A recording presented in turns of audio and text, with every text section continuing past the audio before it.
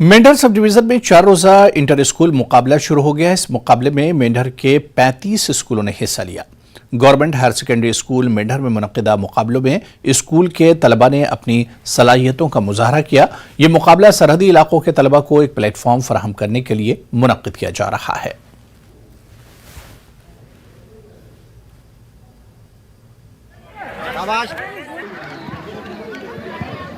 Sir, आज यहाँ boys higher secondary school में हमारा इंटर स्कूल ट्रायल कम सिलेक्शन जो आज शुरू हुआ है, इसमें लगभग 35 स्कूल जो हैं वो जोन के इसमें पार्टिसिपेट कर रहे हैं। आज हमने जैसे 14 बॉयज़ और 17 बॉयज़, उनके 4 इवेंट इधर हमने आज रखे हैं, जिसमें खो खो, वॉलीबॉल, कबड्डी और बैडमिंटन। और लगभग 600-700 बच्चा जो आज यहाँ पर पार्टिसिपेशन दे रहा है।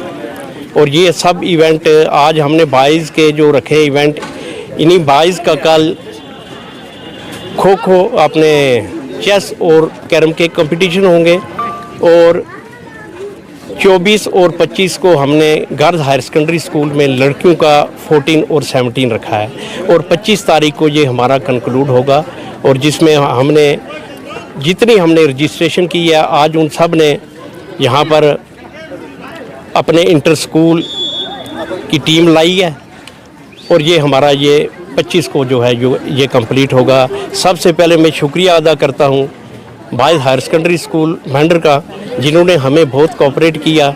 उनके फील्ड स्टाफ ने हमारी बहुत मदद की। और हमारा फील्ड स्टाफ जो है वो सब अपने अपने उनको अलॉट किए गए हैं, उनके अलग अलग इवेंट के कन्वीनियर बनाए गए हैं और वो अपना आराम से काम जो है वो कर रहे हैं। जेके एनपीपी के सदर हर्षदेव सिंह ने उधमपुर पुलिस स्टेशन के बाहर एहतजाज किया। उन्होंने अपने सैकड़ों हामियों के साथ पुलिस के खिलाफ एहतजाज किया। बाद में पुलिस ने हर्षदेव सिंह को हिरासत में ले लिया।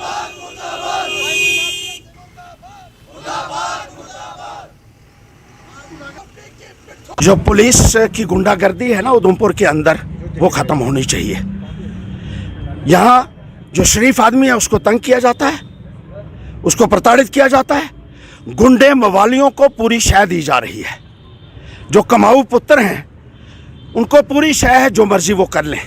और भारतीय जनता पार्टी की जो है, जिस तरीके से ये लोग उनके कहने के ऊपर काम कर रहे हैं ना, भारतीय जनता पार्टी आपको बचा नहीं पाएगी। हमारे प्रकोप से मैं ये कहना चाहता हूँ, मैं ना गलत करता हूँ ना गलत बर्दाश्त करता हूँ। और गलत करने वालों को सजा दिलवाने के लिए मैं किसी भी हद तक जा सकता हूँ। ये इन लोगों को समझना होगा जो नए नए अभी आए हैं ना। बीजेपी के पिट्ठू बनकर बात नहीं बनेगी भाई साहब। बीआरओ की तरफ से सांबा जिले के सरहदी इलाके में बसंतर नदी पर बनाए जा रहे पुल का काम तकरीबन मुकम्मल हो चुका है और इसे जल्दी ही आवाम के लिए खोल दिया जाएगा। इस पुल का काम 2020 में शुरू हुआ था।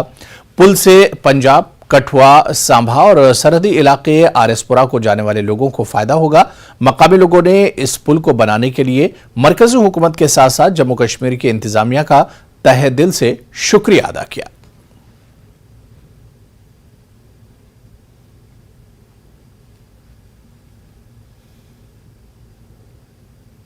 को इस पुल का बहुत फ़ायदा है, जो कि बॉर्डर से मतलब दीनानगर से पंजाब से लेते हुए आरसपुरा तक, और ये बीआरओ ने बनाया है। और हमारे को किसी भी इमरजेंसी टाइम के लिए भी, जब कोई लड़ाई जंग वगैरह कुछ भी लगेगी, हमारे को इसका बहुत फ़ायदा होगा। तो बहुत अच्छा काम किया। इस साल कंप्लीट हो गया 3 साल के बाद। और ये बॉर्डर एरिया का पूरा यहाँ कवर होता है। क्या बॉर्डर है कि बॉर्डर के लोग जितने भी इधर आते, पंजाब के लोग आते हैं, जम्मू की तरफ, आरसपुरा की तरफ, सबके लिए फ़ायदा है। और हमारे गांव के लिए भी बहुत ज़्यादा फ़ायदा है। हम नदी के पार जाते हैं, उधर घास और खेती हमारी इधर नदी के पार है। बड़ी दिक्कत होती थी, लेकिन अभी दिक्कत तो ख़त्म हो गई है। काम लगा जी 2020 और ਇਹਦਾ फायदा है, क्योंकि ये काफ़ी देर की सानू आस उम्मीद लगी कि ਜਿਹੜਾ पुल है ਜਿਹੜਾ इधर बनना चाहिए, क्योंकि इतने पब्लिक ज़्यादा है। और बरसात के मौसम में सानू बहुत तंगी होती सी। साडी पैली खेती जो भी है साडी इधर ही है। राजौरी के इलाके नौशहरा में चोरी की 3 मुख्तलिफ वारदातों में तलाई जेवरात समेत लाखों रुपये मालियत का कीमती सामान चोरी कर लिया गया। रात देर गए 3 घरों में चोरी की गई। चोरों ने घरेलू सामान बशमूल नकदी और तलाई जेवरात वगैरह ले गए। पुलिस चोरों की तलाश में है।